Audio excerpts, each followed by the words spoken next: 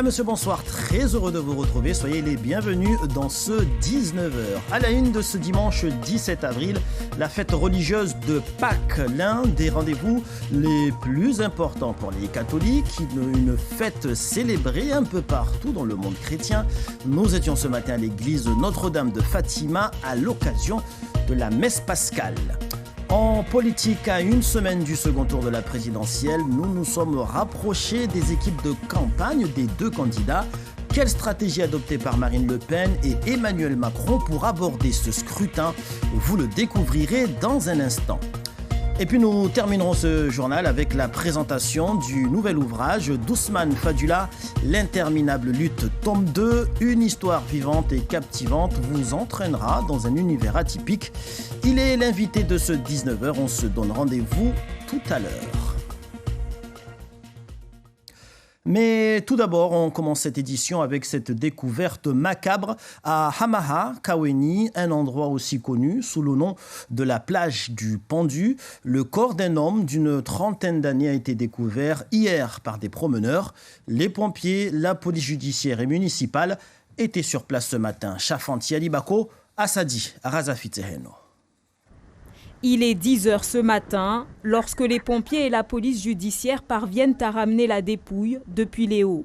Le défunt, un homme de type africain, âgé d'environ une trentaine d'années. Ce dernier a été retrouvé pendu à un arbre avec une sangle. Il s'agirait vraisemblablement d'un suicide. Une enquête est en cours pour le déterminer. L'état de décomposition laisse penser que le décès date de plusieurs jours. Le cadavre aurait été découvert hier, en fin de journée, par un groupe de jeunes en promenade. Ils ont lancé l'alerte, mais le lieu du drame, difficilement accessible en raison de la marée haute, a retardé l'intervention. L'identité de la victime reste pour l'heure inconnue. Une autopsie est prévue demain, selon le procureur de la République. Ce n'est pas la première fois qu'un tel drame se produit sur cette plage Hamaha à Kaweni. Un homme de 29 ans avait été retrouvé pendu, c'était en 2013. Je vous le disais, ce dimanche 17 avril est l'un des rendez-vous le plus important de l'année pour tous les chrétiens du monde. Les fidèles se sont retrouvés à l'église Notre-Dame de Fatima pour célébrer la messe de Pâques. Sur place, Ilona Youssoufa et Youssouf Ahmed Matouar.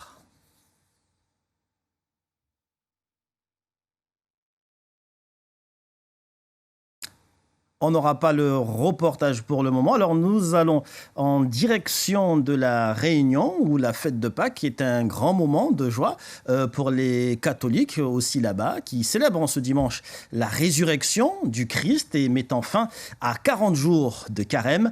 Et dans la région, à la Réunion, donc, les fidèles étaient nombreux dans les églises et très heureux de pouvoir célébrer cette messe de Pâques et sans restrictions sanitaires. Reportage à la paroisse Saint-Augustin de Saint-Pierre à la Ravine des Cabris avec Céline Lachimi et Jacques Payette.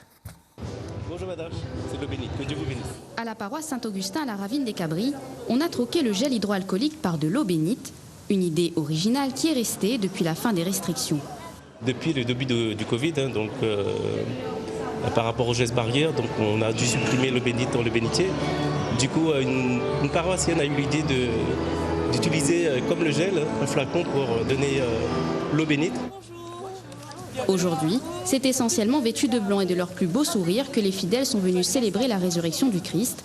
Ils ont ainsi pu renouer avec la messe à visage découvert pour ceux qui le souhaitaient.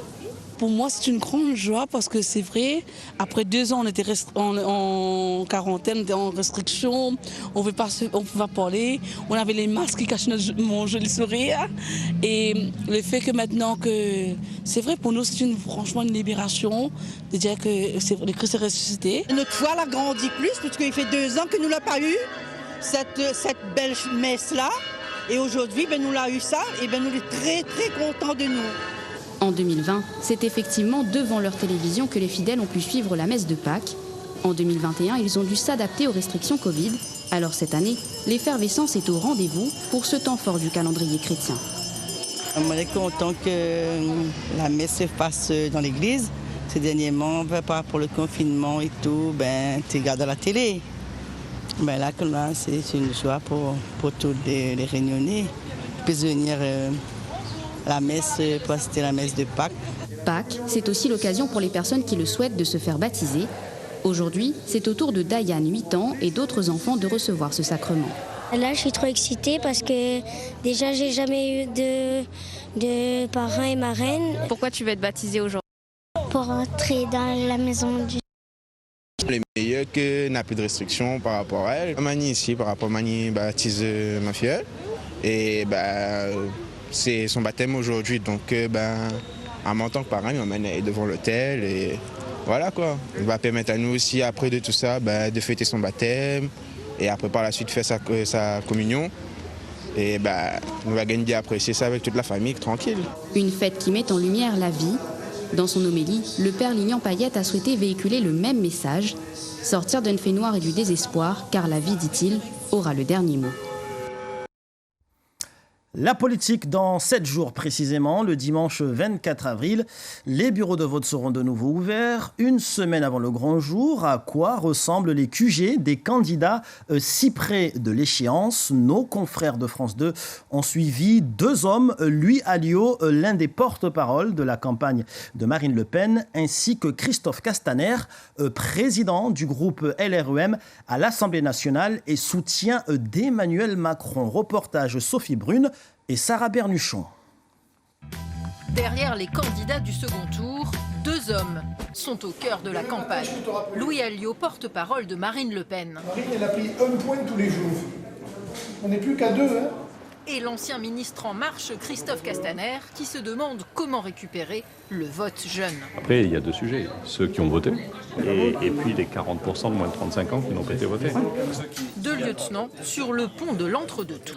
Mais je pourrais vous dire. Passage obligé dans les médias au lendemain du premier tour. Pour Louis Alliot, c'est l'occasion de comparer avec un sondeur les chiffres du jour avec ceux de 2017. Marine Le Pen, au mieux, a été à 41.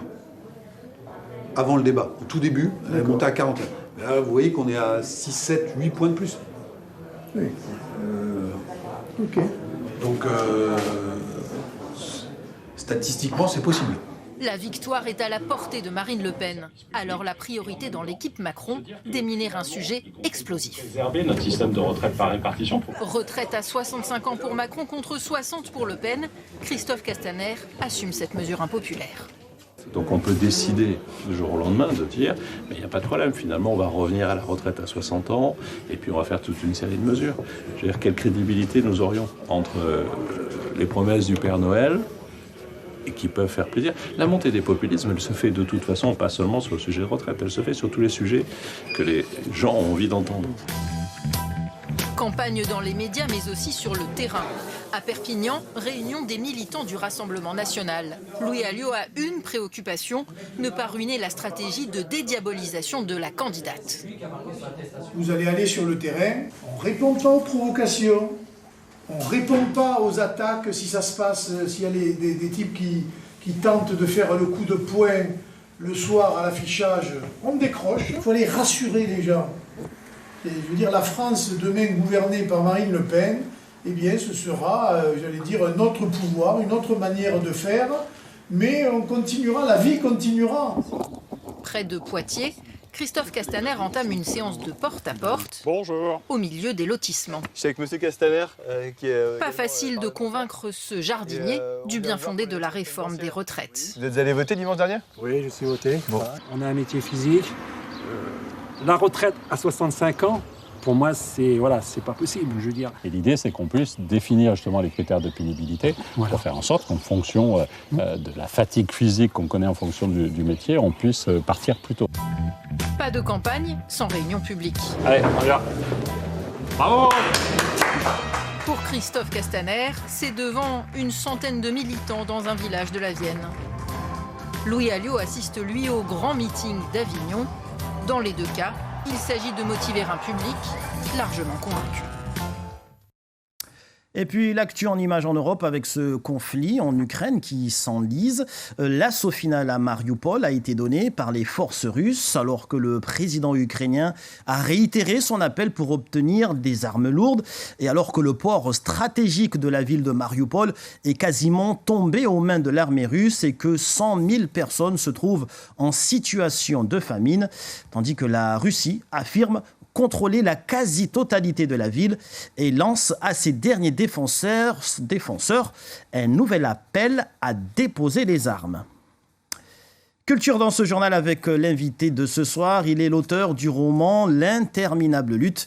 Il revient aujourd'hui pour nous exposer le tome 2. Ousmane Fadula, bonsoir. Bonsoir, bonsoir à toute la population de Mayotte, bonsoir à ma famille, à mes amis, à mes collègues. Et aussi, je vous remercie de m'avoir invité. Alors, il y a 2 mois, vous étiez venu pour nous présenter et exposer votre livre « À la quête de l'Eldorado » avec une histoire toujours de recherche d'une vie meilleure en migrant ici à Mayotte. Avec ce tome 2, qu'y a-t-il de nouveau ? Ce qu'il y a de nouveau, l'interminable lutte, c'est une compilation de tout ce qui se passe à Mayotte. La pression migratoire, la pression aussi liée aussi à la forte natalité, du fait aussi que cette pression migratoire aussi est à l'origine de cette pression liée au boom démographique. Ça parle aussi de ce qui se passe, la délinquance, ça parle aussi des violences quotidiennes et aussi tout ce que les Mahorais et tous ceux qui vivent subissent. Alors, juste avant ce tome 2, il y avait un tome 1 avec cette toujours interminable lutte. Et juste auparavant, c'était l'interminable quête, 3 romans donc, qui se suivent. Où est-ce qu'on se situe actuellement pour les lecteurs pour qu'on s'y retrouve encore mieux ? Ce roman, en fait, je l'ai coupé en 2, tome 1 et tome 2. Mais le tome 1, c'est un autre éditeur qui traite. Donc, mon éditeur que je collabore avec lui, il a sorti le livre, le tome 2, avant le tome 1. Donc, l'interminable tome 2, ça veut dire qu'il y a un autre roman qui va sortir, tome 1, mais qui n'est pas encore sorti, alors que le 2e tome est déjà sorti. Parce que je collabore avec 2 éditeurs. Alors, pour faire simple, on est toujours en tout cas dans l'interminable lutte avec cette histoire. En tout cas, en ce qui concerne ce tome 2, cette histoire, là, on est en face à une bande d'amis, de jeunes qui ont migré ensemble à Mayotte à la recherche d'une vie meilleure et qui se retrouvent confrontés à la dure réalité de l'Eldorado impossible. Oui, de l'Eldorado impossible. La lutte, c'est une lutte quotidienne. La lutte de vouloir espérer une vie meilleure, la lutte d'observer que Mayotte, ce petit territoire, ne peut pas accueillir tout le monde, la lutte de se lever le matin, vouloir nourrir ses enfants et se cacher, les cache-cache quotidiens, la lutte de vouloir exister simplement, la survie. Et l'interminable lutte, c'est une lutte sans cesse et sans fin, puisque la lutte n'est jamais finie. Une lutte qui ne finit jamais et qui est aussi confrontée à la réalité de la société mahoraise actuellement, avec des phénomènes de violence aussi qui viennent également se retrouver dans cette situation en tout cas. Exactement, c'est une lutte sans cesse puisque c'est une compilation qui englobe plusieurs choses. Qui parle à la fois de la culture, qui parle à la fois de la société mahoraise, qui parle à la fois de la pression démographique, qui parle à la fois de la pression migratoire. C'est une compilation, c'est un livre qui est difficile à résumer puisque c'est un roman qui englobe plusieurs choses à la fois. Alors, plusieurs choses à la fois, mais bon, ça reste surtout une histoire de migration, en tout cas vers Mayotte. Est-ce que vous avez d'autres histoires également à écrire, à raconter au-delà de ce phénomène ? Oui, j'ai d'autres histoires, puisqu'il y a le tome 1 de la quête de l'Eldorado, il y a une suite qui tend vers une histoire d'amour qui se passe à Mayotte, qui part vers l'horizon, vers Madagascar, qui revient à Mayotte. Voilà, il y a d'autres histoires qui s'acheminent dans cette perspective. Alors, pour terminer, vos prochains livres en cours, est-ce qu'il y a Il y a d'autres livres en cours, puisque le tome 1 de ça qui n'est pas encore sorti, le tome 2 de la quête de l'Eldorado qui va sortir. Donc, il y a d'autres projets, ils sont en finalisation. Mais peut-être 3 romans qui vont apparaître peut-être dans 4 prochains mois qui vont venir. Merci Ousmane Fadula d'être venu pour cet entretien. L'interminable lutte, tome 2, que l'on peut se procurer ici à Mayotte.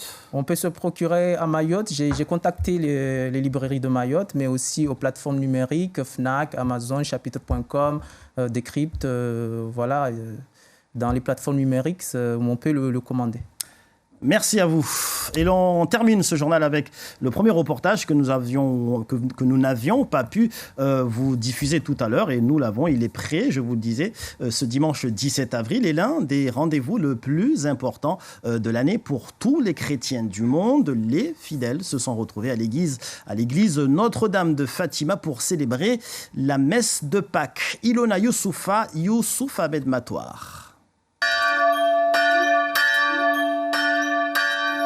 La cloche sonne ce dimanche matin à Mamoudzou, signe du début de la messe de Pâques. En l'église Notre-Dame de Fatima, les chrétiens sont venus célébrer la résurrection du Christ, fête la plus importante du christianisme. Il est vivant, il est ressuscité, il est ressuscité, il est parmi nous. Plus de 2 ans après les restrictions sanitaires en raison de la pandémie de Covid-19, l'église fait salle comble. On a du monde cette année, depuis la nuit de Pâques, les gens étaient présents. Mais c'est vraiment une grande joie. Et moi je suis devant, je vois mes chrétiens qui participent avec joie. Non simplement cette joie, mais qui sont convaincus. Parce que quand on vient prier, on doit être convaincu que le Christ réellement est présent.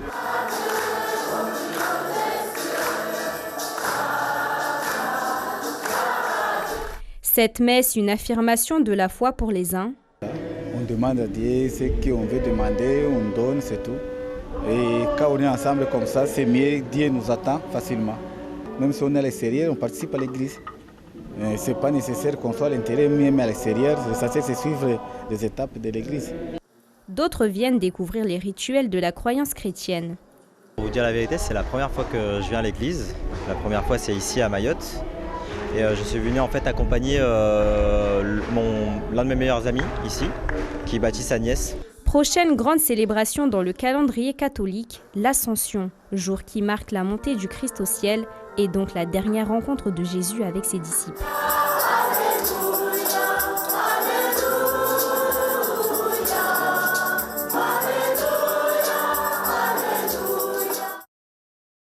Et voilà qui met terme à cette édition. Merci de nous avoir suivis tout le long de cette semaine d'information.